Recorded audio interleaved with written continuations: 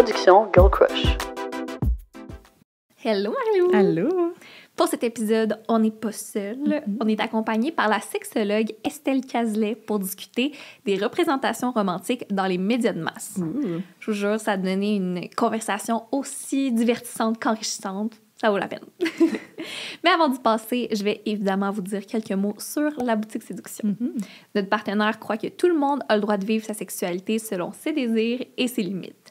Là-bas, vous serez écouté et conseillé avec attention, respect et sérieux. D'ailleurs, j'ai avec moi un item vendu à la boutique Séduction, c'est-à-dire le duo par Adore You. C'est un anneau vibrant qu'on insère sur le pénis pour une érection plus forte et plus longue.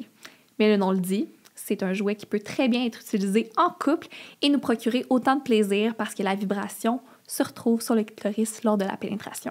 J'aime ça! Oui! Pour 49,95 $, ça vaut le coup de se le procurer à la boutique Séduction, en ligne ou en succursale, avec notre code promo, évidemment, FM25 pour 25% de rabais sur vos achats. Je vous encourage aussi à commenter votre moment préféré du podcast pour courir la chance de remporter un lot de jouets sexuels. Bon épisode! C'est possible d'être soi-même, d'avoir du fun, de s'épanouir sexuellement tout en ayant une relation significative. C'est ça, être une femme à marier.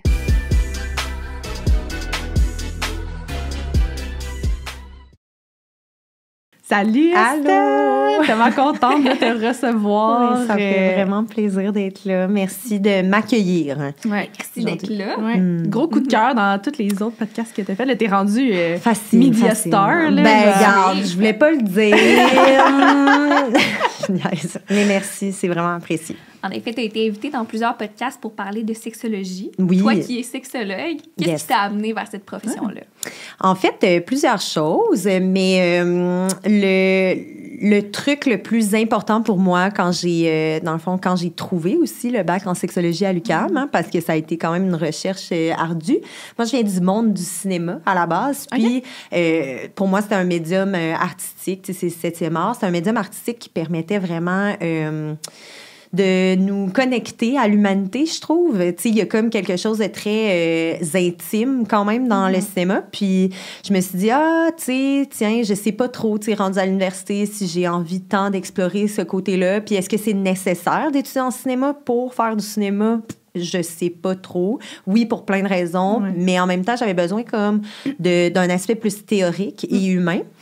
Puis quand j'ai lu la description à l'époque du baccalauréat en sexologie, j'étais comme OK, c'est ça là, c'est vraiment comme une façon de voir le monde, c'est vraiment des lunettes en fait sociologiques, psychologiques, économiques, politiques et sociales et j'en passe, qui sont autant intégrées dans l'individu que tu sais de façon très large et sociale et genre plurielle. Fait que quand j'ai pensé à m'en aller finalement dans un bac, ben j'ai opté vraiment pour la sexologie parce que je me disais, je vais me rapprocher le plus près de l'humain possible dans son monde privé et dans son intérieur et son intimité.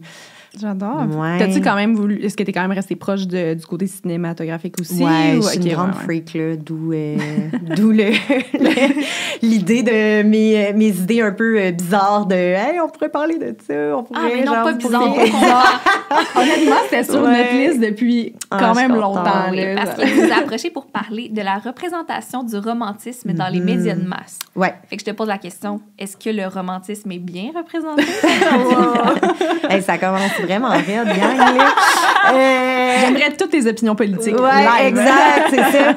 En fait, ben si on repart un peu, genre, historiquement sur c'est quoi la base du romantisme, tu sais, souvent, les pensées viennent du monde des arts, etc. Puis, il me semble, à la base, c'est évidemment un courant architectural, fait que le premier art, mais c'est vite tombé dans la littérature. Puis le romantisme, en fait, c'est vraiment un construit complet humain. C'est vraiment une idée construite humaine. C'est pas en nous, genre. C'est pas nécessairement en nous. Maintenant, est-ce qu'on peut dire après autant de temps que c'est pas en nous? J'ai de la misère à me dire, tu sais, est-ce que finalement, tu sais, comme avec l'évolution, puis comme les influences finalement sociétales dans lesquelles on baigne constamment, font pas nous aussi on ne devient pas conditionné finalement à ces mêmes choses-là. Ouais. Fait que comme, qu'est-ce qui est dans quoi, à un moment donné, c'est difficile de savoir qu'est-ce qui a commencé quoi puis de quelle façon. Puis si aujourd'hui, on voit le romantisme comme quelque chose d'intrinsèque finalement à la vie humaine, et je dirais que quand même à ce jour, oui, là, les notions du couple, du mariage sont toujours intrinsèques puis très captivantes pour les humains. Est arrivée la télévision, donc avec du romantisme genre télévisuel. Et évidemment, le cinéma fait partie de nos vies depuis tellement longtemps et ça fait vraiment aussi partie de la pluralité des scénarios. En fait, c'est presque au cœur constamment. Quand je pose la question, généralement aux gens, nommez-moi un film où il n'y a pas d'amour, point. Tu sais, comme... c'est qu'il n'y a pas au moins cette thématique-là au centre. Fait que c'est vraiment difficile de trouver un film que c'est pas à propos de ça. Puis quand on regarde les statistiques des thématiques des films dans le monde, principalement les films américains qui sont les plus exportés aussi et vus et consultés, on remarque en fait que les 2 plus grandes thématiques consultées dans le cinéma, c'est les histoires d'amour. Mais la première, c'est l'histoire de guerre. Fait que c'est intéressant de voir comment... dualité, ouais, une grande dualité. D'où d'ailleurs, ça, c'est un concept fantastique et tellement... en tout cas, on pourrait trouver ça très nice, puis c'est correct. Mais d'où est arrivée la double intrigue qu'on appelle dans le cinéma américain.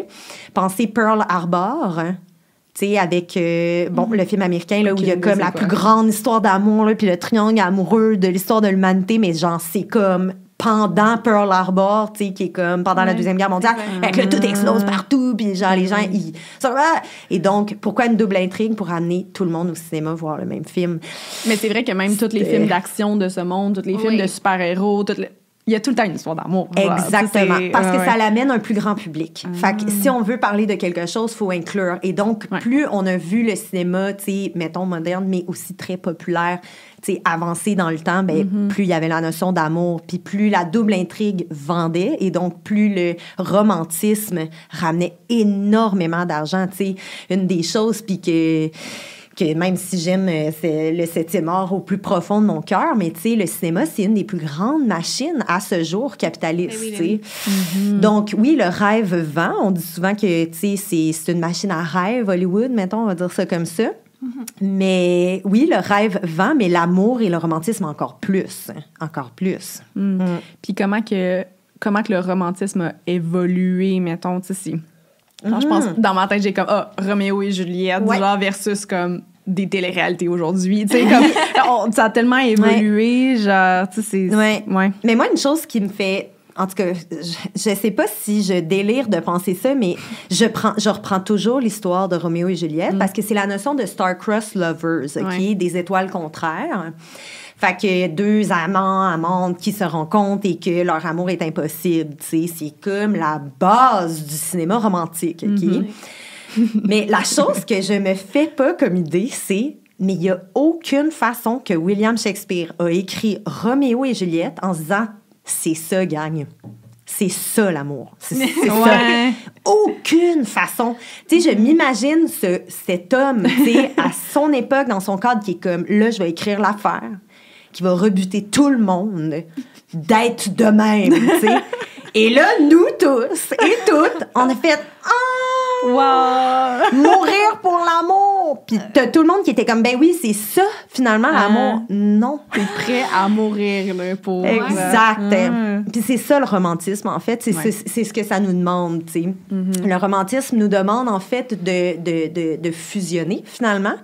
Puis une des choses qui est très négative avec le romantisme, c'est, puis vous le savez, là, tu sais, dans le sens, si je vous demande c'est quoi, comment ça se termine un film romantique ou comment une histoire romantique se termine, vous allez dire...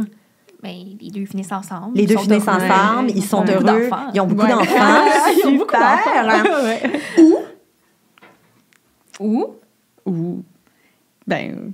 Qu'est-ce qui se passe? Ça finit tragiquement. Il meurt ou quelque chose du genre. Il meurt. Mais en bout de ligne, quand moi, genre... En tout cas, moi, c'est question. Puis je me genre, je suis comme... Je suis pas plus, je sais pas.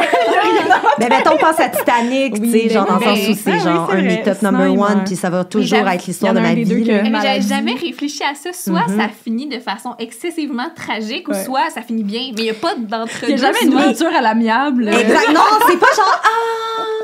c'était nice, notre parcours, hein? Hey, garde, on se revoit. Garde, on va prendre notre break-up, puis, tu sais, on va gérer, puis on se revoit dans pas long.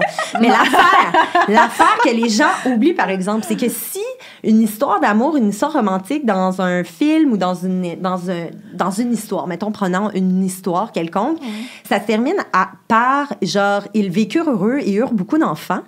Ça rappelle une chose, c'est la même affaire. Je suis désolée, j'allais dire la même maudite affaire, mais c'est la même maudite affaire. C'est que après ça, qu'est-ce qui t'attend? La mort! C'est la même affaire! Fait que là, c'est comme, tout le monde qui sont genre, je me tue! Genre, la planche sur l'eau, machin, nanana. Il y avait pas le concept de vieillir ensemble, de mourir. Tu sais, dans le sens, ça, c'est quand même. Mais on le voit pas. C'est romancé, genre. Mais on le voit pas. D'où la notion, tu sais, comme le romantisme, en fait, puis c'est là, tu sais, à ta question, je pourrais répondre, une des choses qu'on peut voir, puis ça fait tellement de bien. Puis je pense que notre culture au Québec le fait très bien, inscrit aussi le romantisme où les couples ou les relations à long terme, on voit des personnes genre de différents types, de configurations différentes aussi au Québec dans nos séries, dans nos films, etc. Mais aussi qui sont plus âgés. Il y a des choses qui ont été faites au Québec qui n'existent pas ailleurs, en termes de « Hey, ça, c'est un couple, voici leur histoire qui n'est pas nécessairement juste romantique, mais une histoire amoureuse ou de partenariat de vie, puis on est là, puis voici notre intimité. » Fait qu'il y a comme quelque chose qui est le fun à voir au Québec, mais je pense que plusieurs autres cultures aussi ont un peu changé leur façon de montrer ou de représenter quand même les relations. Puis on est très chanceuse, je trouve, comme génération, de pouvoir avoir une pluralité de représentations amoureuses ou amicales aussi dans nos séries, nos films. Tu sais, mettons, moi, j'ai toujours dit, Disney a comme des époques, tu sais. T'as les premières princesses, mettons, la deuxième génération, c'est la mienne, c'est celle des princesses, genre... toute l'arrivée Moulin, tu sais, plus comme, OK, l'honneur, puis tu sais, comme là, on est plus dans l'action, etc., tu sais, Pocahontas. Dans des valeurs différentes. Oui, valeurs différentes, mais on est toujours encore... Oui, mais là, c'est ça, tu sais, la colonisation n'est pas une histoire d'amour, là, vraiment pas. Mais, tu sais, puis il y a plein de critiques à y avoir encore de ces films-là. Et maintenant, ce qu'on voit comme puis justement, c'est ce qui fait que c'est très beau et très fort, c'est qu'on s'est retiré, en fait, Pixar Disney s'est vraiment éloigné du rapport amoureux. Pixar n'a pas été là-dedans, nécessairement. Pixar faisait souvent des films liés à l'amitié, à la complicité, à l'entraide. Et là, Disney, ben, j'imagine, c'est un peu allié à ça. Et donc, comme quand on voit apparaître les nouvelles Moana de ce monde, ben, les personnages masculins qui viennent en ligne de compte dans l'histoire, ben, deviennent des alliés. Et là, on parle plus de la complicité, genre des filles et des garçons, la complicité du féminin et du masculin. Et là, on parle d'une quête qui vient comme scinder un peu les gens ensemble, mais pas dans une perspective amoureuse. Puis maintenant, ben, tu sais, pour parler, tu sais, pour vrai, pour faire du pouce sur comment on voyait aussi, tu sais, comme justement, tu sais, Pocahontas, c'était une histoire d'amour pour nous.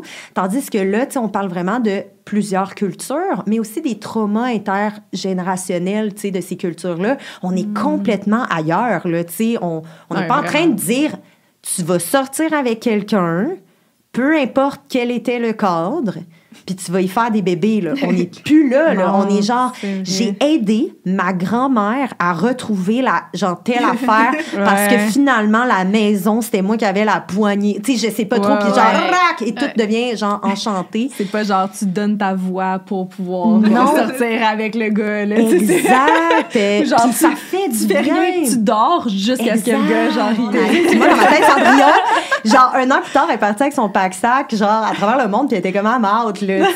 Avec ses petites sandales de verre, pareil, parce que, tu sais, elle se dit comme, c'était un bel amour, puis ça, tu sais, ça a valu la peine. Mais pour vrai, c'est comme, je me dis, c'est important quand même de le réinscrire autrement. Puis on peut, et c'est nécessaire de les aimer puis de les chérir, ces histoires-là. Mais il y a quand même une grande importance dans la redéfinition de qu'est-ce que ça peut être aussi. Tant pour les garçons, les filles, les personnes, les adultes vieillissants, les jeunes adultes, et j'en passe. C'est vraiment important de redéfinir ces concepts-là aussi pour nous-mêmes, parce que ça nous a été souvent pas mal comme... c'est très... On a été conditionnés, en fait, par ça. Moi, mes parents sont séparés depuis que je suis toute jeune. Puis j'avais aucune forme d'amour dans ma vie. Ouais. Fait que moi, j'ai appris c'était quoi l'amour puis les relations à travers les films. Wow. Je me rends compte à quel point j'étais un peu désillusionnée. Là. Puis j'avais peut-être un peu trop d'espoir. Puis même, on en parle souvent là, qu'il y a beaucoup de relations toxiques qui sont valorisées dans les films. Comment tu peux te détacher de ça, mettons? C'est vraiment difficile, je pense. Ça demande, tu sais, parce que c'est ça. Vu qu'on n'est pas nécessairement aidé à entretenir un esprit critique face à ce qu'on consomme, il y a beaucoup de choses qui viennent en ligne de compte, tu sais, dans le sens où si tu n'as pas l'éducation, tu sais, c'est sûr, moi, je lutte énormément pour l'éducation à la sexualité. Ouais. Parce que la vie affective et amoureuse est au cœur de l'éducation à la sexualité. Mais si on a un peu moins d'outils aussi par rapport à ça, bien, déjà, ça, c'est une chose, tu sais. Après, ben, tu sais, de développer son esprit critique face à ce qu'on reçoit, c'est comme si ça prend aussi comme des contre-exemples. Puis c'est ça où les médias, je trouve, se sont améliorés. C'est comme si, enfin, on a eu des contre-exemples qui, justement, des histoires d'amour qui se terminent. Tu sais, des histoires familiales où il y a un divorce, justement. Et comment c'est vécu, ressenti dans la famille, puis comment on peut reprendre ça, puis que ce soit positif et sain. Il y avait un film à un moment donné, à une époque, ça s'appelle The Kids Are All Right. C'est un film écrit par une femme queer américaine, puis c'est l'histoire de deux femmes qui sont en couple, puis bref, machin.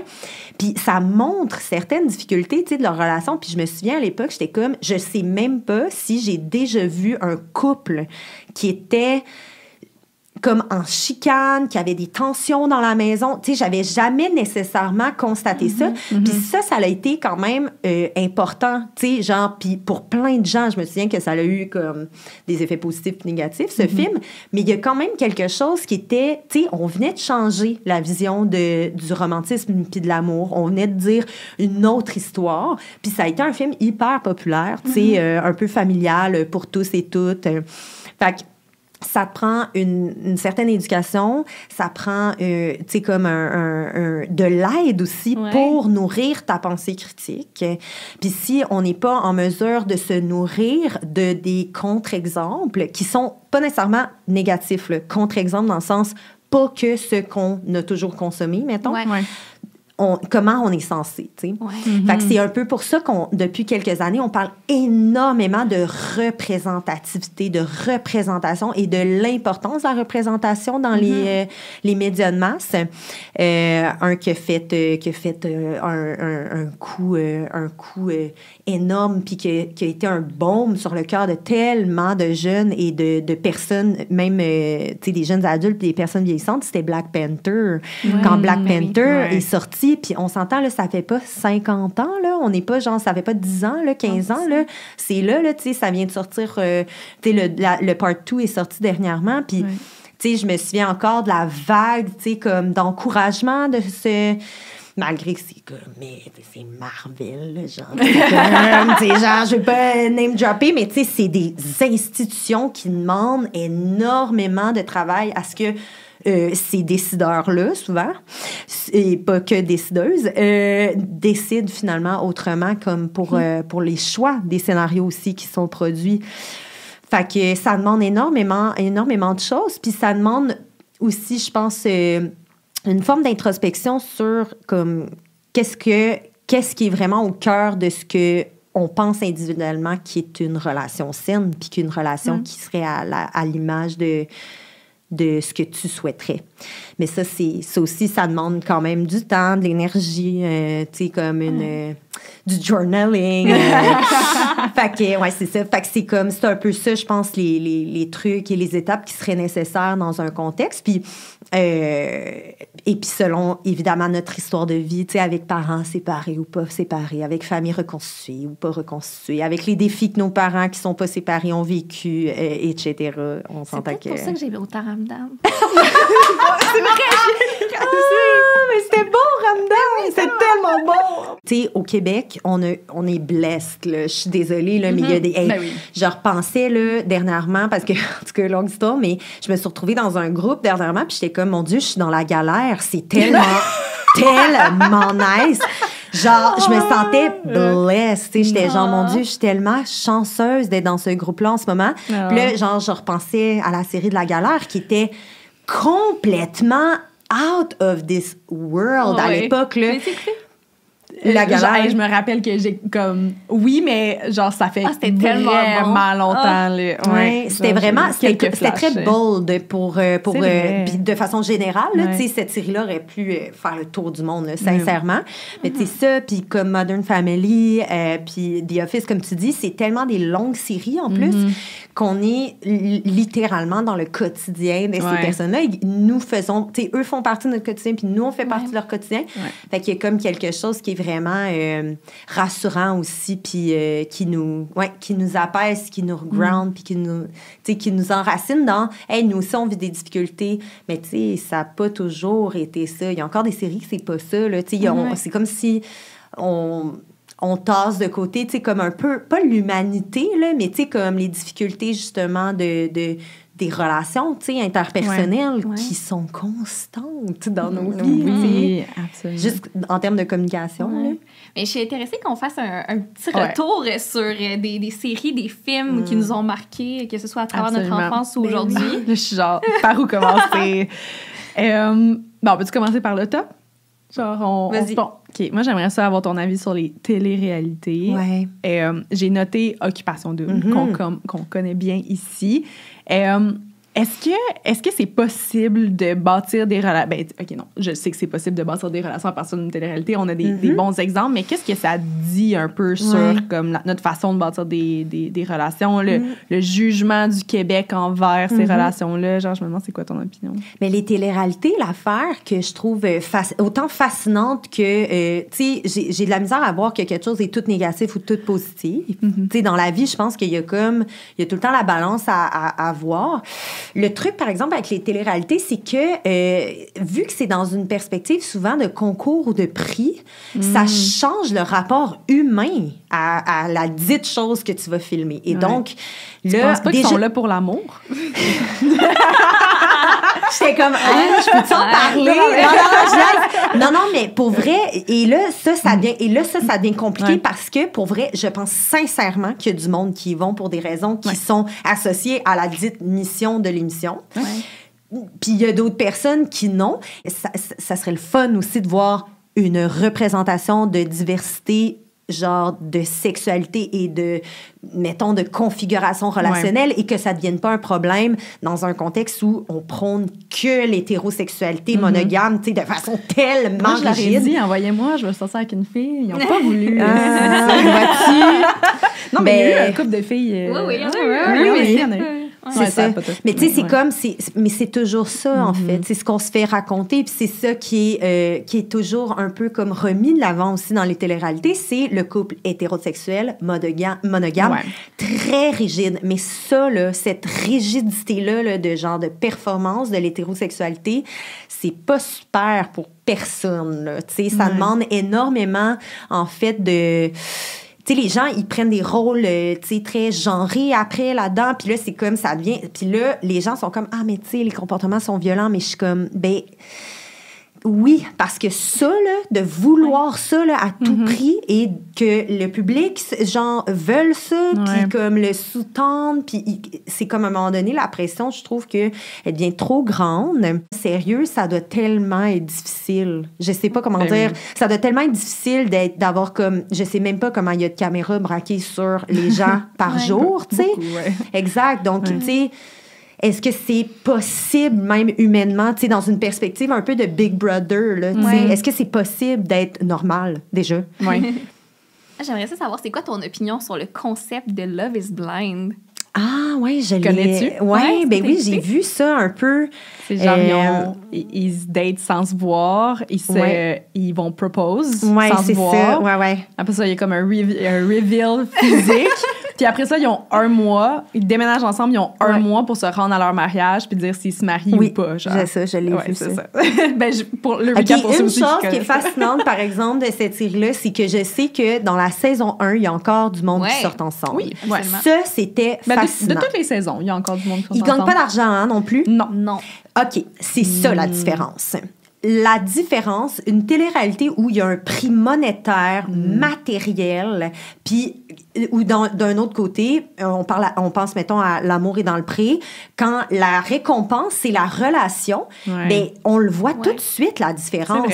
Love is Blind, là, tu sais, on s'entend, c'est weird, là. C'est genre... Tu sais, c'est comme, OK, le concept est nice, mais il y a comme quelque chose de fascinant. Il y a quelque chose de fascinant dans le fait de pouvoir échanger avec du monde, de vive voix, un peu comme on le ferait sur nos cellulaires, sur des dating apps.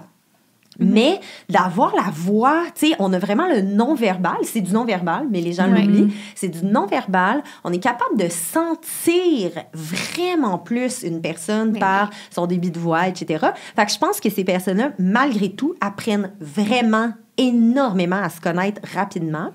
Puis si c'est de surface au début, ben ça... Tu sais, moi, je me souviens, la fois que j'avais écouté, j'étais comme, OK, tu sais, ils parlent de leur vie, là, tu sais. Oui, pendant des heures et des heures et des heures. On le voit aussi, on le constate comme spectateur, spectatrice, tandis que quand tu écoutes d'autres séries, on dirait que je suis comme, c'est impossible qu'ils se parlent pas de leur famille, de leur vie, de leur... Tu sais, de genre leur soeur, leur frère, on le voit jamais, on voit juste la game. Et donc... C'est plate à dire, mais comme ce que ça l'influence comme message d'un côté, c'est pas le même que l'autre. Non. Le point commun, par contre, c'est le couple. Et genre, l'idée du couple amoureux qui perdure dans le temps jusqu'à ce que mort s'en suive. C'est toujours ça. Dans Love is Blind, ils sont genre... On se marie, puis c'est ça, tu sais, c'est pas du monde qui sont ouverts au divorce, là, tu sais, ça paraît, là, c'est du monde qui veulent se marier et rester ensemble no matter what. Fait que, on se cachera pas que l'apparence physique a un gros impact dans notre façon de séduire, dans notre façon de rechercher les relations. Est-ce que tu penses que ce concept-là devrait être appliqué plus, de mettre l'apparence physique de côté pour se concentrer sur ce qu'on a à l'intérieur ou pas nécessairement? Non, pas nécessairement, tu sais, pas nécessairement. Je pense que, tu sais, c'est comme de demander à un corps de ne plus être corps, tu sais, un corps, c'est un corps, une apparence, une personne a un corps avec elle, puis cette personne-là se promène avec. Puis si l'idée, c'est de faire, d'être dans une télé-réalité de séduction, ben so be it, il va falloir qu'il y ait quelque chose qui se passe, tu sais. Le concept essaye de mettre l'apparence physique de côté, alors que évidemment, ça a un gros impact. Puis si je pense à la saison, la saison qui est juste de passer, il y a un couple que ça l'a définitivement clashé, genre, nous ne sommes pas attirés physiquement, puis finalement, ça met une encore plus grande importance à l'apparence physique parce que je serais prête à te marier, puis là, finalement, je veux plus. Fait que, tu sais, c'est épouvantable. Oui. Cette série est crazy. Bref. J'adore. Une autre série que je voulais ça, absolument aborder avec toi. Est-ce que tu as regardé Chouchou? Hey, je l'ai commencé. Ouais, je l'ai commencé. Je peux-tu juste dire une chose, par exemple? Oui, vous pouvez full me spoil. Spoiler alert. Je fais juste dire, c'est pas que genre, j'ai juste arrêté Chouchou dans la vie. Là. J'arrête toutes les séries. Je commence des séries, puis j'oublie d'écouter la série. En tout cas, longue histoire. Donc, je l'ai commencé, mais je ne l'ai pas terminé. T'as pas à te sentir mal, mais... Ouais. Tu comprends l'idée toute l'histoire, et ça a créé beaucoup de débats au Québec. Je me demandais, qu'est-ce que t'en pensais, juste en général?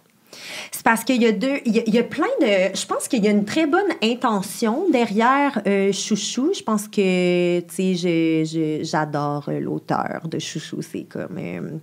Simon Boulris, c'est exceptionnel et extraordinaire. Puis il y a quelque chose que les gens peut-être oublient, mais comme il a quand même fait plein d'entrevues, là, tu sais, d'explications. Tu sais, comme quand tu allais sur la plateforme streaming, il y avait comme beaucoup d'entrevues sur les sujets. Puis c'est très informatif et éducatif. Puis je pense que c'est nécessaire aussi de les consulter en même temps. Tu sais, c'est un peu ça le but, je pense. C'était comme... Qu'est-ce qu'il expliquait dans ces entrevues? Ben, un peu comme le parcours, tu sais, puis le pourquoi, puis de quelle façon. Tu sais, je pense qu'il y a des choses qu'il faut qu'on s'explique aussi, puis qu'on se questionne sur. Ça devait être difficile quand même d'écrire cette série-là. Ça devait être difficile de jouer dans cette série-là. Mais c'est des discussions qui sont nécessaires à avoir. Puis au Québec, on a vraiment... On aime ça, on dirait, faire ça. On aime ça parler des vraies affaires, du truc niché que, tu sais. Puis c'est fascinant. Notre télévision a aucun sens. Là. On a une des meilleures télévisions. On fait des choses tellement grande avec tellement peu de budget, là. Mais ça a créé une tollée, oui, mais je pense que ça nous ramène puis ça nous rappelle que les doubles standards existent toujours, que ce qu'on constate qui est une agression sexuelle ou une violence à caractère sexuel commise par une femme envers des personnes masculines ou des jeunes garçons ou des garçons ou des hommes est encore, en fait, c'est même pas un tabou, c'est comme quelque chose que soit qu'on accepte oui, à 100%, qu'on n'est pas sûr puis qu'on comprend pas, ou que pour vrai, on refuse de voir comme étant quelque chose de possible.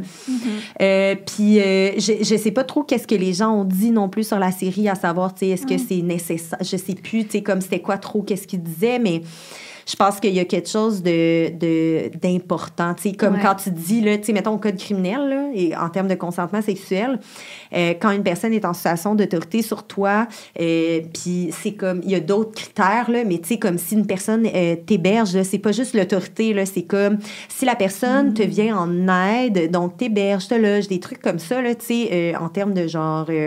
pas que tu dépends... Oui, t'es dépendant, en fait. Donc, la notion de dépendance, d'autorité, de trucs comme ça. Mais là, l'affaire, c'est que dans Chouchou, littéralement, chacune de ces cases-là est cochée, là, tu sais. Donc, on parle vraiment d'un tu sais, le jeune se fait donner une job par le chum. Tu sais, c'est comme tout est là, en fait.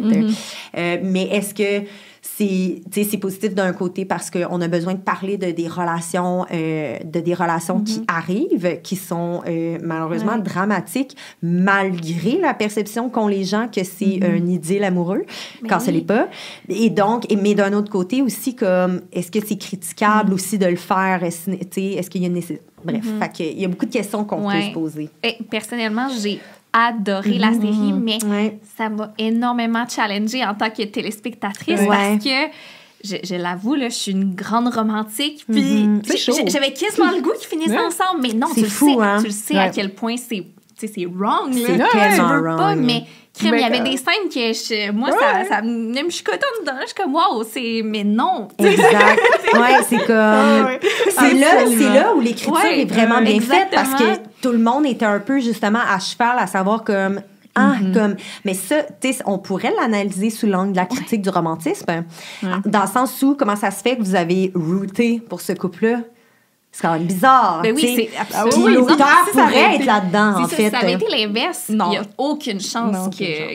Ouais, c'est ça. À moins là, d'être une personne qui écrit là, tu sais, vraiment bien là, les personnages, qui ont du respect mutuel, machin.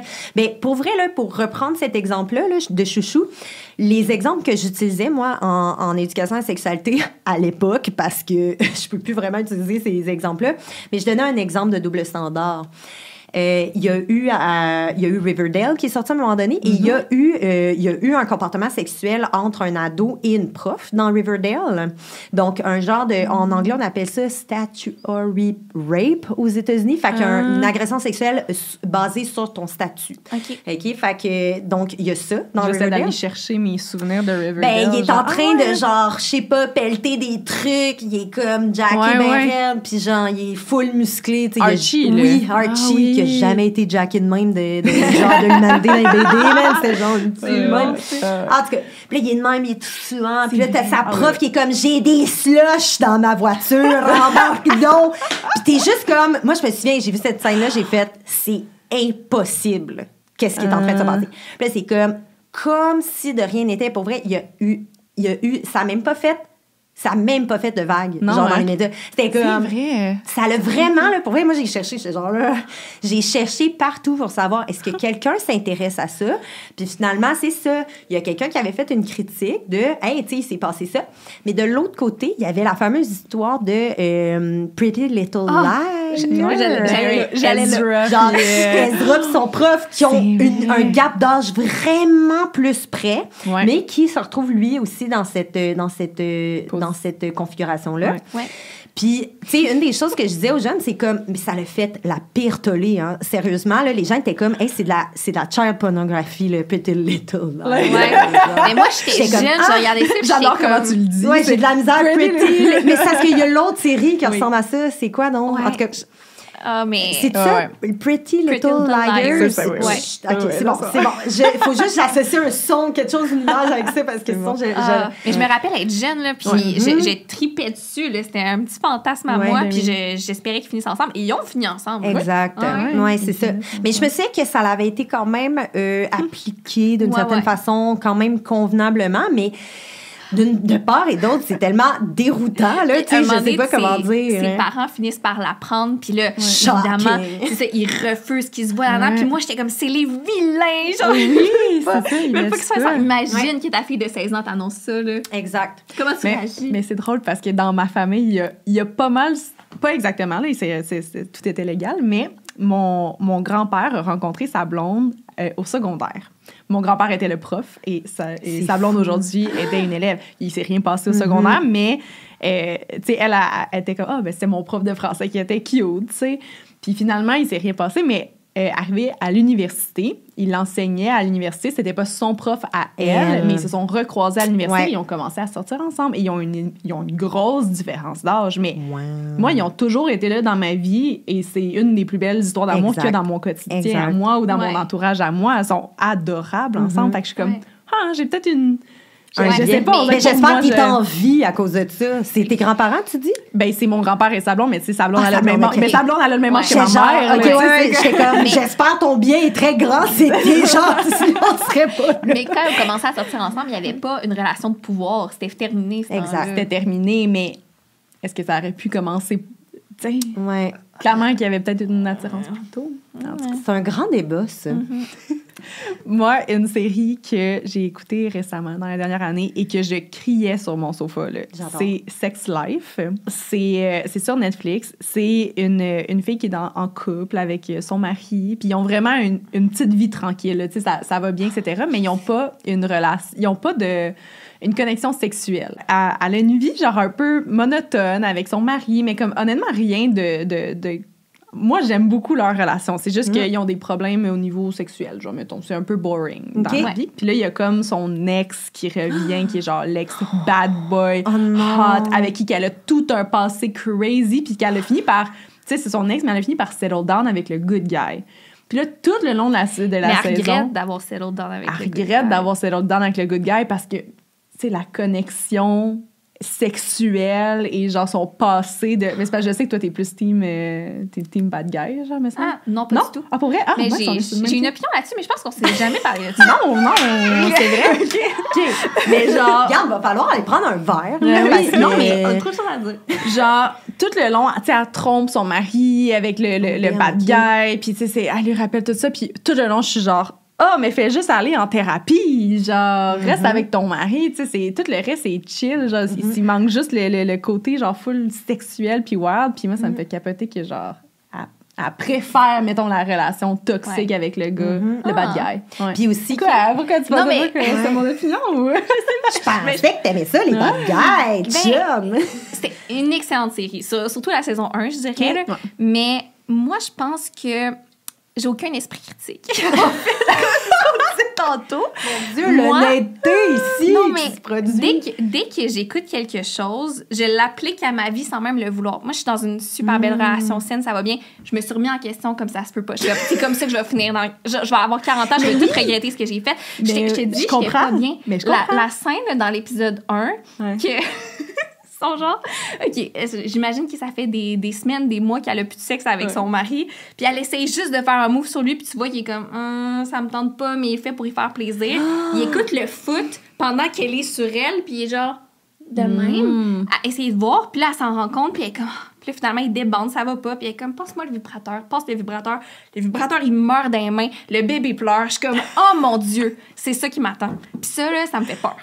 Mais oui, mais c'est absolument vrai, parce que j'ai l'impression que quand on voit des relations comme ça, c'est comme un portrait qui est quand même possible dans nos relations. Moi, j'ai des amis qui en ont parlé à leur thérapeute de cette série-là, parce que tout le monde se sentait concerné. Que la solution, c'est de faire genre fuck it, tu m'en vas fourrer avec le gars au manteau de cuir, genre, qui m'apporte tellement de thrilling emotions. C'est sûr qu'il y a un manteau de cuir. Y a-t-il une moto? Ben 100%, il y a une moto. Oh my God!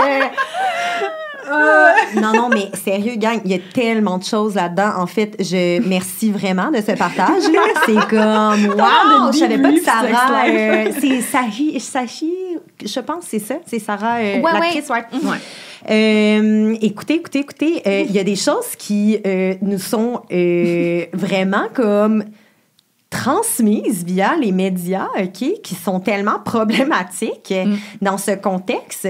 C'est le manque de communication là, puis de transparence dans leur relation. Puis c'est dommage parce que c'est ça vend. T'sais, comme là, on le sait, là, le drama relationnel, oui, non, ça vend vraiment.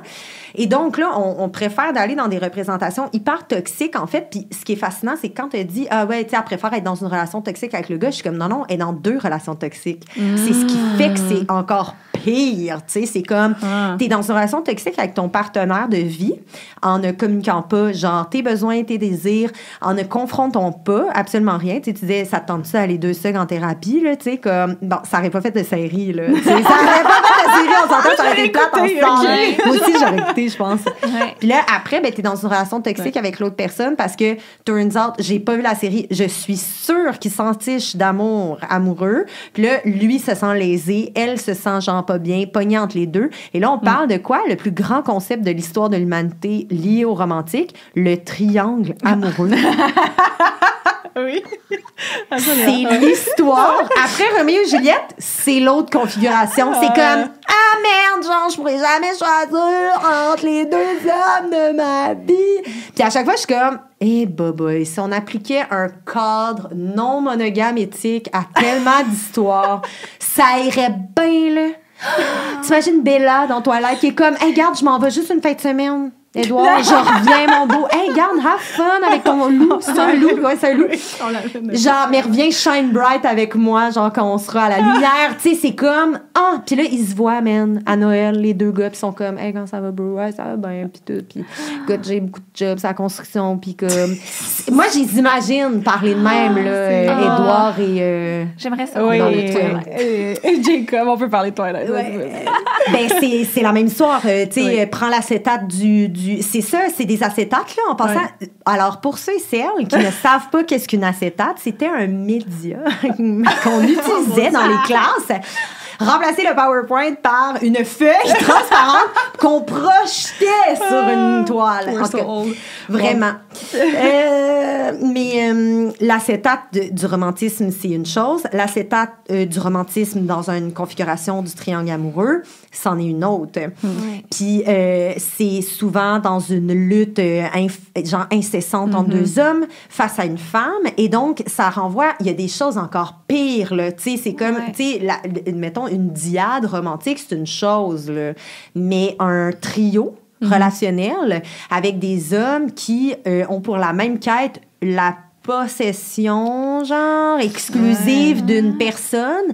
Il y a comme quelque chose de très, quand même, tu sais, qui est triste, en fait, parce que je me dis, attends, là, tu sais, comme il y a tellement de choses qu'on peut parler dans une notion de triangle romantique, amoureux, relationnel, amical. Tu sais, ce que tu vis avec une personne ne sera jamais ce que tu vas vivre avec une autre. De quelle façon qu'on l'approche après, là, ça prend énormément de travail, puis de vulnérabilité, puis de courage de le nommer. Mais sincèrement, c'est fascinant, tu sais, de voir que 4 films, 800 livres plus tard, tu sais, c'est comme la quête reste la même. On s'en fout, là, des vampires puis des trucs comme ça. La quête reste la même. C'est... Ils finissent par marier le bad guy, par exemple. Tout le temps? Edward, c'est le bad guy, là. Ah ouais? Je serais pas... Ben oui. C'est clairement pas Jacob le bad guy, là. C'est parce que... Genre, Edward, c'est comme... Genre, j'aime ça, c'est... Non seulement, c'est le vampire, là, genre, c'est comme dangereux. Puis en plus, il est extrêmement protecteur, là, tu sais, il est comme... OK. Parce que moi... Moi, j'aimerais entendre l'autre version. Je suis genre, the tea is good. J'étais une grande fanatique de Twilight. J'adore Twilight 1. C'est sorti quand j'avais comme 10-11 ans à peu près. Là. OK. Puis moi, j'ai un souvenir là, d'écrire dans mon journal intime. Parce que même si j'étais très jeune et naïve, je savais que les vampires n'existaient pas. Donc, c'est dommage, par exemple. J'ai écrit dans mon journal intime, je sais que j'aurai jamais droit à un amour comme Bella et Edward. Puis, je pense pas que ce qui m'attend vaut la peine d'être vécu comparé à ça, tu sais. C'est pas juste. Moi, c'est toujours la notion d'âme sœur qui vient me chercher. Puis je pense que cette notion-là, elle est là dans le sens que lui, il la rencontre, puis c'est la seule personne à qui il peut pas lire dans ses pensées. Fait que, tu sais, ça vient de là. Moi, tout ce qui est ça dans les films, ça vient me chercher. Puis je vais toujours router pour eux, peu importe. Puis c'est quoi l'âme sœur, mettons? Tu sais, comme, est-ce que, genre, on est capable de le définir? Tu sais, on est-tu capable de le définir, nous trois, aujourd'hui? Tu sais, comme, en quoi, tu sais, ça serait quoi les caractéristiques de cette personne-là? Parce que c'est pas un concept que j'ai envie de mettre au recyclage, là, tu sais, au contraire, j'ai envie de le voir. Mais moi, j'y crois pas dans ma vie de tous les jours parce qu'il y a toujours un petit aspect science-fiction pour... Ah, intéressant! Mettons, est-ce que vous avez déjà vu The Time Traveler's Wife? Oui, je pense. C'est mon film préféré. Ah, vrai? Mais je vais l'écouter. c'est un homme qui voyage dans le temps, mais c'est l'histoire de sa femme aussi. Puis elle le connaît depuis qu'elle a 6 ans parce qu'il vient la visiter quand il voyage à travers le temps, puis elle se rend compte que c'est son mari. Puis là, quand ils se rencontrent pour la première fois, ben elle dit, genre, t'es mon futur mari, mais lui, elle connaît pas. Fait que, tu sais, il y a une question d'âme sœur là-dedans parce que qui s'est vraiment rencontré en premier, on le sait pas, mais vous êtes faites pour être ensemble, tu sais. Fascinant. Tu comprends? C'est oui, ça me rend absolument. triste de pas avoir droit à ça. Mais en même temps, genre, t'as pas... Tu sais, c'est sûr qu'il y a tout le temps, oui, il y a l'aspect fiction, mais t'as pas l'impression qu'avec ton chum, c'est ça, genre, c'est comme, vous pourriez pas être ensemble, genre, tu sais, la complicité est on-match. J'adore mon chum. Tout ce qu'il a fait dans la vie, qu'il y a, tu sais, toutes les pièces de puzzle qui se sont mis pour que finalement vous soyez ensemble, genre. J'adore mon chum, puis je serais vraiment heureuse de faire ma vie avec lui, mais le nombre de fois que je me suis posé des questions parce que, tu sais, c'est-tu vraiment ça, là? Moi, il me semble que j'ai plus assez de papillons, il me semble qu'il n'y a pas assez de montagnes russes, il n'y a pas assez de passion. Ça m'est arrivé souvent, là. Le thrill de... Ouais, c'est ça. Alors, je Fait t'assure non, que ça, c'est de l'amour. C'est ce qu'on se fait pas dire. Tu sais, là, quand t'es avec ton chat, mettons, chez toi, puis t'es toute seule, puis que tu te mets à te poser la question, voyons, ma vie, tu plates, là? Ben, en fait, c'est que tu vis peut-être du bonheur. Puis ça, c'est un état très neutre. Ouais. J'aime ça. Ouais. Et tantôt, tu as dit quelque chose que je me suis mis une petite note mentale pour y revenir. Tu as dit que dans Sex Life, la fille était dans 2 relations toxiques, puis qu'il y a une des 2 relations toxiques que c'est juste qu'ils communiquaient pas. Est-ce que ça veut... Tu sais, c'est quoi la définition d'une relation toxique? Genre, si une relation toxique, ça peut être une relation qui communique pas bien ou que ça peut être une relation qui est fusionnelle, ça veut pas dire que c'est nécessairement relié à des émotions, genre, gravement négatives. Mais là, pas communiquer que, genre, on couche, genre, des centaines de fois par mois avec quelqu'un d'autre dans sa relation amoureuse. Non, mais au-delà de tromper, mais plus que comme... Tu t'avais dit, genre, il communique pas, il dit pas là, il y a pas de enjeux-là. Ouais. Je vais donner un exemple. C'est bon, ça. Je me rappelle que dans l'épisode, elle garde un journal, fait qu'elle écrit tout ce qu'elle pense, puis là, elle se remémore là, des scènes de sexe torride avec son boy avant de coucher avec. Puis là, elle se réveille et son mari est en train de lire son journal qu'elle avait laissé. Fait que là, ils sont de même. Puis là, ils se regardent. Puis là, elle est pas bien. Puis elle sait qu'elle va se faire chicaner. Fait juste la pogner puis la fourre sur le comptoir. Mais elle est contente de ça. C'est ça qu'elle veut depuis le début, mais ils font juste pas se parler. Non, puis on continue comme ça. C'est tellement lourd. Je sais pas pourquoi. Je sais pas pourquoi on réfléchit. Genre, je sais pas pourquoi il y a ça dans les films. C'est comme, je te regardais au fond du bar, puis genre, j'ai su. Je te slame sur le mur. Tu sais, je suis comme, l'instinct animal. Depuis quand? Mais tu sais... Mais t'as ça au début d'une relation, là. Mais là c'est ça, le hate fuck, genre. Puis c'était chaud, là. Mais on aime aime pas pas ça. Moi, je suis pas du tout, genre... Moi, le hate fuck, genre le make-up sexe, non. Ouais. Ben, je fais juste dire... Ouais, non, c'est ça. Ben, en fait, c'est des cycles de dopamine, là. Je m'excuse de vous le dire, là, mais comme ça va faire ça, ça va recommencer, ça va recommencer tout le temps. Mais oui. Hey, la sexualité, gang, là, ça t'envoie une shot de dopamine puis bien des hormones qui te font reconsidérer la colère que tu as eue là, 2 secondes et demie. Fait que tu es comme tout le temps dans l'intensité. Ouais. Il y a des relations puis des violences qui sont beaucoup plus claires. Ce que le personnage dans Sex Life fait, c'est une violence sexuelle. Même si elle n'est pas commise sur le corps de son partenaire et inversement, là, ça, là, la vengeance, je sais pas quoi, ce comportement X. Le hate fuck. Je suis comme, je sais pas trop comment, je pense pas que j'encourage ça du tout, là, en tout cas, en tant que sexologue, je n'encourage pas de faire ça. Mais ce que je veux dire, c'est que dans ce contexte-là, tu sais, c'est des violences qui sont très claires. Plus les violences sont insidieuses, moins c'est c'est facile de le voir. Fait que ça, c'est comme le genre de range de qu'est-ce que je peux voir, qu'est-ce qui sont mes angles morts aussi, ça devient comme un peu complexe. C'est pas parce que tu as des chicanes dans la vie que t'es dans une relation toxique. Non. Mais j'aimerais mettre une nuance. Une des choses qu'on a constatées dans des études sociologiques et sexologiques, c'est que les couples qui push through dans leur chicane, dans leurs arguments, parce qu'un argument, c'est nécessaire. C'est comme, hey, il se passe quelque chose. Soit que ça sort impulsivement, soit que c'est adressé dans un cadre donné. Tu sais, les gens, ils choisissent comment ils veulent adresser ça. Mais si tu ne grandis pas, ou il n'y a pas de résolution de conflit, ça devient problématique. Parce que qu'est-ce que tu es en train de faire? C'est quoi? Quel était le sens? Et une des choses que j'invite les gens à faire, c'est vraiment d'essayer de le plus possible se rapprocher genre de leur intégrité, tu sais, quand ça l'arrive, puis d'allumer toutes les lumières possibles. Tu sais, essaye, quand ça arrive, là, tu sais, il se passe de quoi? Il y a un enjeu quelconque, et là, ça pète, bam, ça pète. Ben, malgré malheureusement, on a du cortisol, on vit du stress, puis souvent, ça nous fait figer. Mais essayez le plus possible de push through ça. Restez à l'écoute de ce qui se passe, mais de toutes les façons. T'sais, essayons d'allumer toutes les lumières sur la situation. Puis si vous constatez, en fait, que c'est pas dans une perspective de soit d'amener sa relation à quelque part, de nommer une vulnérabilité qui a été exprimée tout croche, finalement. Si t'es pas là-dedans, puis s'il n'y a pas de résolution, puis si tu n'avances pas avec ta ou tes partenaires dans un contexte de chicane, c'est soit que le nœud est trop profond ou que c'est pas ça l'idée.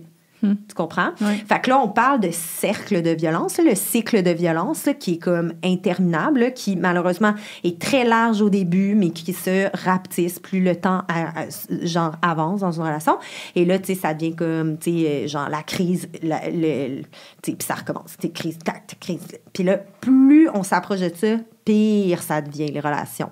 Et là, tu sais, c'est ça, là, c'est vers ce malheureux, tu sais, c'est comme un tourbillon, là, dans le fond, là, tu sais, c'est vraiment genre ce loophole-là, là, ça, je dirais que ça peut commencer à vraiment s'apparenter à une relation, tu sais, très toxique. Est-ce que tu te sens bien dans tes environnements sociaux? Est-ce que tu te sens, tu sais, un peu zioté, suivi par ta ou tes partenaires? Tu sais, est-ce que tu dois géolocaliser ta présence quelque part?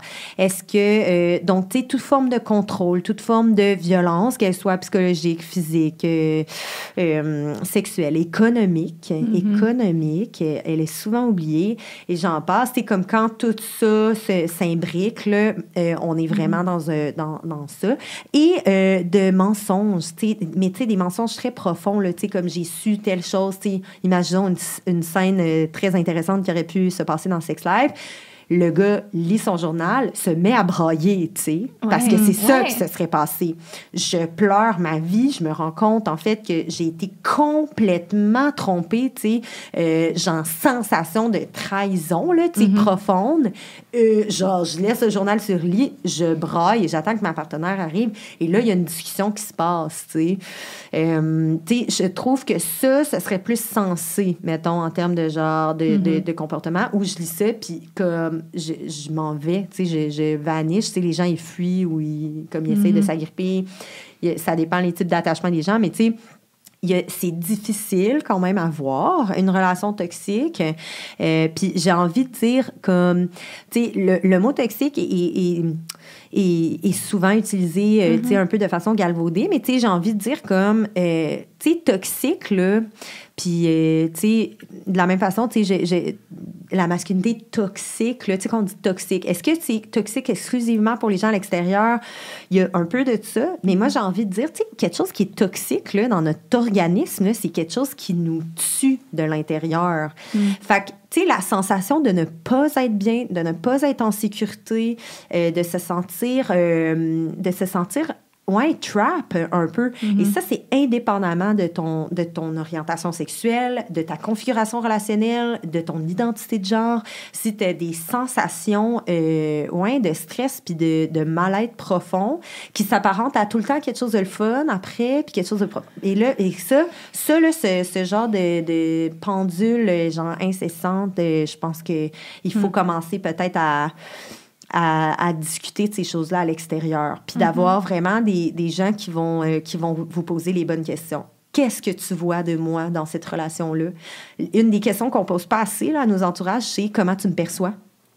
Comment tu me perçois en relation avec cette nouvelle personne-là? Hey, je te sens émancipée, épanouie. Bien, pour vrai, tu sais, ça fait comme 4 mois qu'on ne s'est pas parlé. De quoi ça fait pas? Ça fait 4 mois qu'on ne s'est pas parlé. Ça fait 4 mois qu'on ne s'est pas parlé de chum. C'est comme, OK, tu sais, tu me vois comment maintenant? Bien, vraiment distante. Tu sais, je te sens un peu... tu sais, ton teint a changé. Tu sais, sérieux, là, mais ça demande énormément de courage. Mais une des choses, une des questions vraiment nice à poser à son entourage au plan relationnel, c'est comment vous me voyez, moi, dans mes relations? Qu'est-ce que vous m'espérez aussi dans mes relations? Les amis, c'est vraiment nice pour ça. Ouais. Ah non, c'est une excellente question. Ouais. Puis, j'avais vu un TikTok récemment de psychologue qui racontait, genre, je demande souvent à mes patients qu'est-ce que t'aimes chez ton partenaire.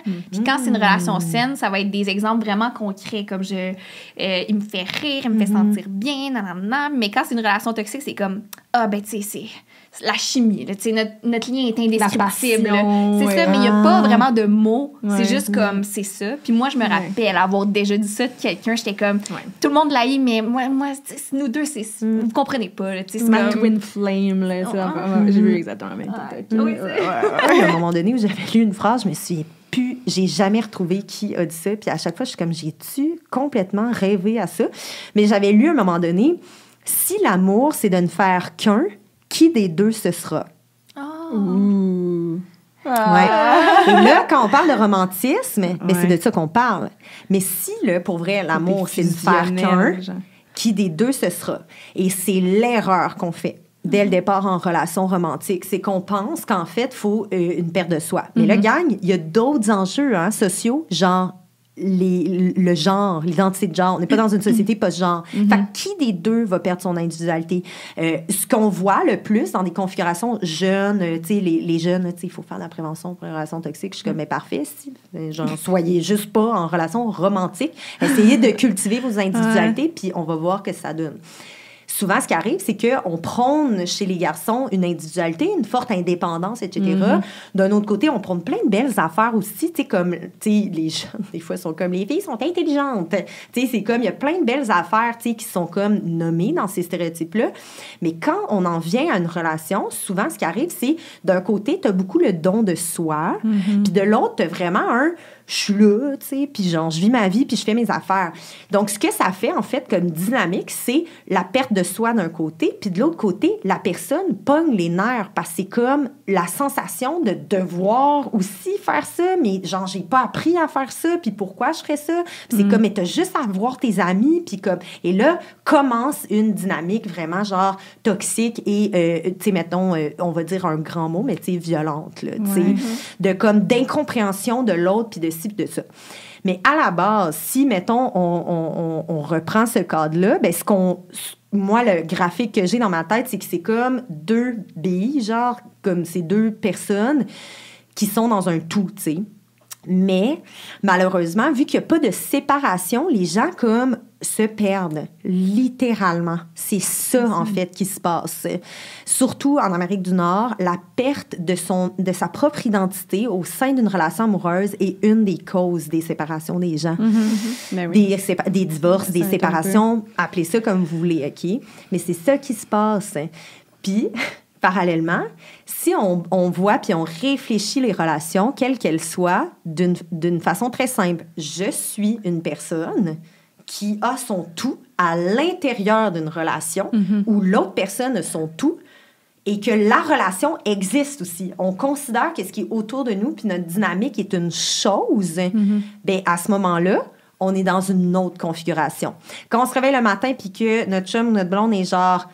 t'es pas comme, voyons, tu sais, t'es pas comme ça, t'es pas genre intrinsèquement lié à la personne qui a ses émotions, puis genre, je refuse de les avoir en dedans de moi. T'es en train de faire comme, damn, qu'est-ce qui se passe? T'es dans une posture qu'on appelle différenciée. C'est ça, une relation saine. C'est une relation différenciée. Fait que c'est une relation où t'es devant une personne, genre ton amoureux, ton amoureuse, whatever, puis t'es comme, hey, tu sais, ça va comment ce matin, tu sais, je te sens de même, puis comme machin, blablabla, puis c'est comme, ah ouais, puis là, la personne, tu sais, est heurtée, genre, je sais pas, elle se met sa défensive, t'es comme, garde, écoute, c'est chill, mais comme, tu sais, je fais juste dire, je suis là, tu sais, comme, si tu veux me parler, puis là, tu amènes un café, puis t'essayes de pas le lancer sur la table. Est-ce que tu penses que même la représentation de relations saines peut être néfaste? Est-ce que ça peut nous donner des attentes trop élevées envers l'amour? Mais tu sais, c'est comme, moi, les relations où on peut au moins constater certaines difficultés, qu'on peut remarquer certaines... juste, genre, tu sais, comme les séries qui parlent du deuil relationnel, je suis comme, pour vrai, faut abonder dans ce sens-là. Genre, il y a une des premières séries de deuil relationnel amical qui est sortie dernièrement, puis j'étais comme, il était temps, là. Il était tellement temps pour les jeunes, les jeunes adultes et ados. Puis j'étais comme, mais non, mais là, tu sais, pour vrai, il était vraiment temps qu'on parle de ça quand, au final, ça a été, tu sais, c'est documenté, là, comment c'est tellement difficile comme break-up, finalement, là, les break-up amicaux. Mais je pense que dans ta question, il y a comme il y a comme quelque chose qui est comme sous-entendu, mais qui... Peut-être que j'ai tort, mais tu sais, quand tu parles de relations parfaites, ben c'est comme, ben si on réinvente un nouveau modèle qui est inaccessible, puis genre qu'on n'est pas capable d'aller atteindre, qui est inatteignable, ben ça va refaire la même affaire. Ouais. Tu sais, le romantisme, pour vrai, c'est comme si ça fonctionne pas, puis si on peut pas y accéder, on meurt. Je suis comme, voyons donc, tu sais. Et donc là, thank God, tu sais, les gens peuvent se séparer, enfin, là, genre au cinéma, tu sais, c'est comme bizarre. Mais, tu sais, si on peut pas avoir... Tu sais, si on crée des modèles qui, finalement, sont très similaires, s'apparentent à ça encore... Pour vrai, ça va juste refaire la même chose. On va se relancer dans une perception, une perspective, puis un conditionnement relationnel qui nous est pas propre, finalement. Puis c'est ça que je voulais dire, tu sais, au début, quand je disais une de ces étapes-là à se poser comme question, c'est comme, tu sais, comme dans ma vie, là, idéalement, ça ressemblerait à quoi ma relation, tu sais, de partenariat de vie, tu sais? Est-ce que tu as envie de vivre avec ton chum ou ta blonde? C'est-tu nécessaire de vivre avec son chum ou sa blonde? Et là, imaginons tous les commentaires des personnes autour. Donc, les gens, ils vont pas aller là-dedans. Même si c'est ça qu'ils sentent qui est la meilleure chose à faire. Moi, je vous jure, il y a des relations amoureuses qui durent sur des années parce que, justement, les gens ne vivent pas ensemble. Mon père habite pas avec ça. Dans ma famille, on a vraiment des modèles. Ben, ça fait fun, genre 20 ça. ans qu'ils sont ensemble. C'est fou, puis... hein? Tu vois? Ouais, puis Ils se voient, ils se datent, t'imagines? Ouais. Ben, ils se coupent pas les ongles, genre... à côté, tu sais. Non, mais c'est cool, de se couper les ongles. C'est juste que, genre, je me dis... Mais c'est vrai. Il y a peut-être des choses, des fois, qui valent la peine d'être faites. De s'en aller, de revenir. Il y a comme des modèles qui seraient intéressants aussi à voir. Tu sais, on voit rarement aussi des modèles de relations à distance. Tu sais, est-ce que les relations à distance sont vouées tout le temps à l'échec? Tu sais, tu dis, ben, crime, pour vrai, les gens qui commencent ce genre de relation-là, pour vrai, là, en termes de représentation, là... Il faut qu'ils bâtissent de toutes pièces et il faut qu'ils luttent, en fait, contre tous ces regards-là, toutes ces visions-là qu'ont les gens, tu sais. De la même façon qu'un couple hétéro ne vivront pas ensemble, ben je suis désolée, mais ils vont avoir vraiment des comportements de ils sont spéciaux, eux autres. Mais au final, c'était quoi? C'était une décision qui était vraiment intrinsèque à cette dynamique-là puis à cette relation-là. Et c'est ce qui fait la force d'une relation, quelle qu'elle soit. C'est comme, c'est quoi notre rapport l'une à l'autre? Qu'est-ce qu'on souhaite vivre ensemble? On veut ça. Hey, moi, j'aimerais ça, ajouter ça là-dedans. Nous sommes deux personnes qui échangeons sur nos besoins puis nos limites comme... relative à X, Y, Z, tu sais.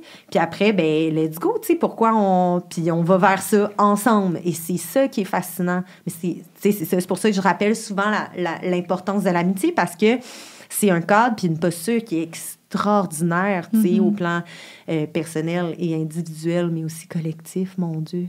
Imagine se mettre dans une posture amicale avec ses parents. C'est difficile, mais c'est difficile de le faire. Mais pour vrai, c'est vraiment une belle posture qui nous amène directement à l'empathie puis la compassion. Chose que des fois, on manque un peu. Je pense que pour pour donner un peu d'espoir, là, ou comme pour rappeler de cette conversation, est-ce que tu as des coups de cœur? Est-ce qu'on a des coups de cœur collectivement de, je sais pas, de séries, de livres, de films qui donnent un portrait un peu plus... Ben, tu sais, mettons plus jeunesse, c'est sûr que moi, j'abonde vraiment dans des séries.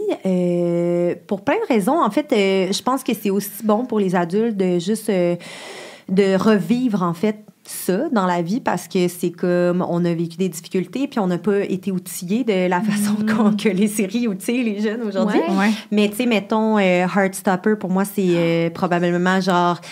Je pense sincèrement que c'est une des meilleures séries, genre, pour ados ever dans le monde. Ouais, c'est vraiment... Puis ça nous amène plein d'éléments de communication et d'outils communicationnels qui sont... Tu sais, tu te dis, tu sais, ça va être quétaine, puis ça sera pas bien... C'est ficelé, là. Les BD sont fantastiques. Tu sais, Alice, qui est l'autrice, qui est une autrice anglaise, a même fait des workshops, là, tu sais, des ateliers qui sont disponibles en ligne sur son blog pour justement les éducateurs et éducatrices pour parler d'inclusion LGBTQIA+, mais aussi de relations saines, puis tout.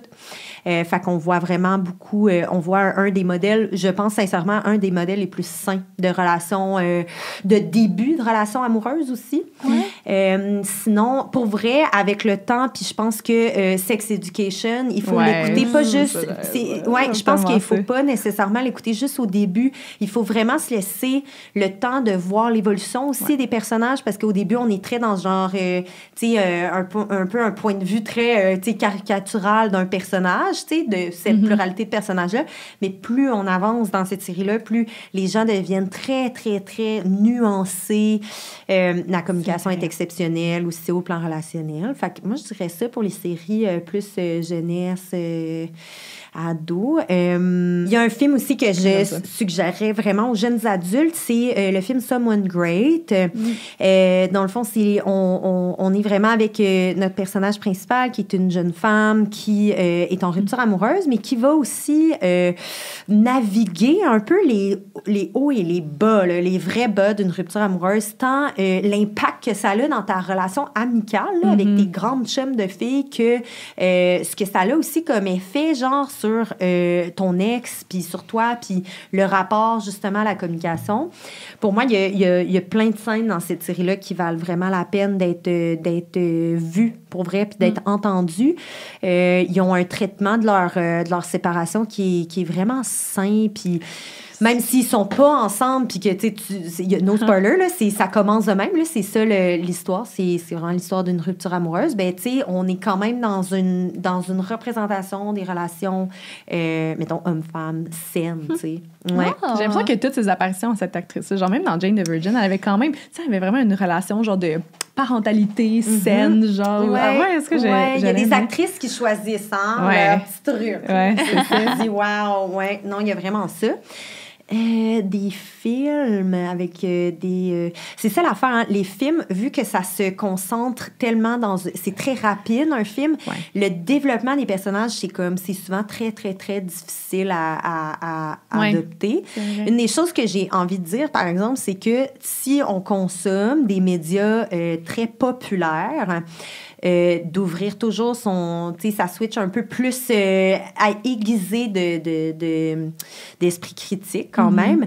Je suggère souvent les séries de d'autres cultures aussi, de d'autres endroits, de d'autres pays dans le monde, des produits culturels québécois aussi qui nous parlent genre de comme nos interactions, notre histoire, parce que des fois, nos difficultés aussi sont ancrées dans nos cultures, dans notre vision genre relationnelle aussi de l'autre, dans nos traumas interfamiliaux et j'en passe.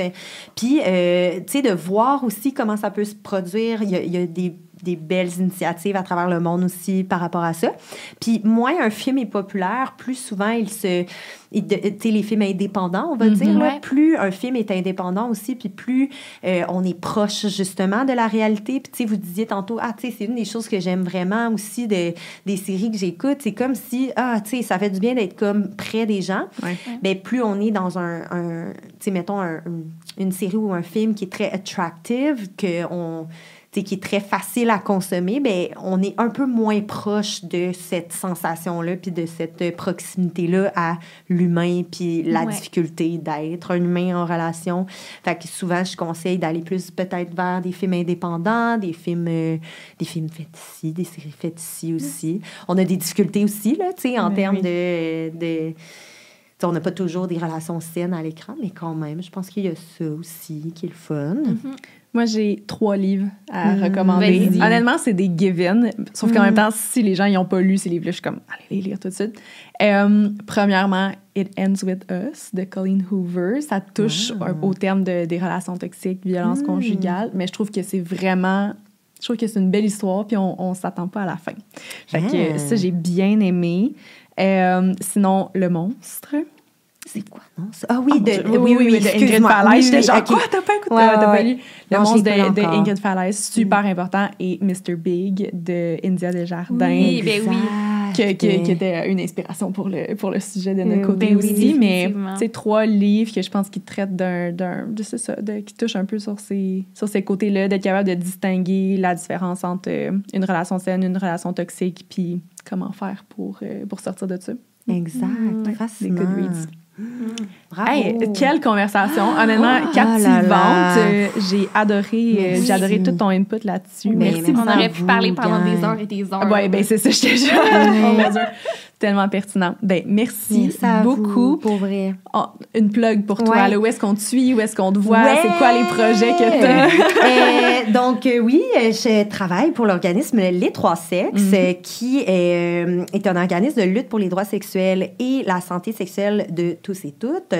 Et on peut nous suivre sur... en fait, on a un site Internet qui est une revue en ligne où on diffuse énormément de choses à tous les jours avec des contenus scientifiques très justes et très nouveaux aussi, sexologiques. On fait même des critiques culturelles. Donc, c'est vraiment le fun d'avoir une perspective plus sexologique de tout ça.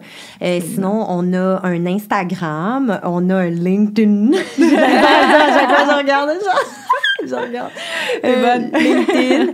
On a aussi, Facebook, pour nous suivre, mais Instagram, beaucoup. On montre aussi beaucoup de nos projets via notre Instagram. Fait que des projets de sensibilisation, justement, sur plein de sujets diversifiés qui sont touchantes et qui sont positives. Toujours dans une perspective positive. C'est quelque chose qu'on...